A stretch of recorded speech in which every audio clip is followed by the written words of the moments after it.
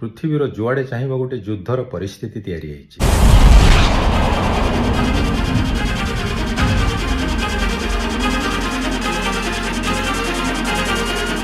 Russia ସହିତ ୟୁକ୍ରେନର ବର୍ଷ ବର୍ଷ ଧରି ଯୁଦ୍ଧ ଚାଲିଛି।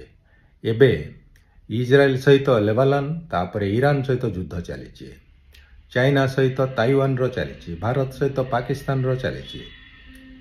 ତେବେ ଏତେ ସବୁ ଯେଉଁ ଯୁଦ୍ଧ ଚାଲିଛି, ଏସବୁ ଯୁଦ୍ଧର କାରଣ କ'ଣ?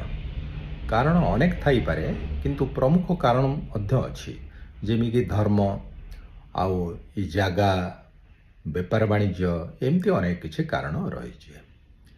ତେବେ ଗୋଟେ କଥା ମନକୁ ଆସୁଛି ଯେ ଆମେ ଯିଏ ଯେଉଁଠି ଜନ୍ମ ହେଲା, କିଏ ଭାରତରେ ଜନ୍ମ ହେଲା, କିଏ ପାକିସ୍ତାନରେ, କିଏ ଚାଇନାରେ, କିଏ ୟୁରୋପରେ, କିଏ ଆମେରିକାରେ, କିଏ ଆଫ୍ରିକାରେ, ଯେତେବେଳେ ଆମେ ସବୁ ଜନ୍ମ ହେଲେ ସେତେବେଳକୁ କ'ଣ ଆମକୁ ଅପସନ୍ ମଗା ହେଇଥିଲା ଯେ ତମେ କେଉଁ ଦେଶରେ ଜନ୍ମ ହେବ, କେଉଁ ଧର୍ମରେ ଜନ୍ମ ହେବ, କେଉଁ ପରିବାରରେ ଜନ୍ମ ହେବ, କେଉଁ ଜାତିରେ ଜନ୍ମ ହେବ, ଟିକ୍ ମାର ବୋଲି କୁହାହେଇଥିଲା? ନା।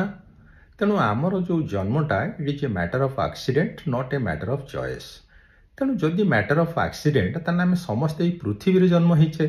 ତେଣୁ ଯଦି ପୃଥିବୀଟା ଗୋଟେ ବର୍ଡରଲେସ୍ ପୃଥିବୀ କରିଦିଆଯାଆନ୍ତା, ତାହେଲେ ଯୁଦ୍ଧକୁ ଏଡ଼ାଯାଇ ପାରନ୍ତା କି? ଚିନ୍ତା କରନ୍ତୁ।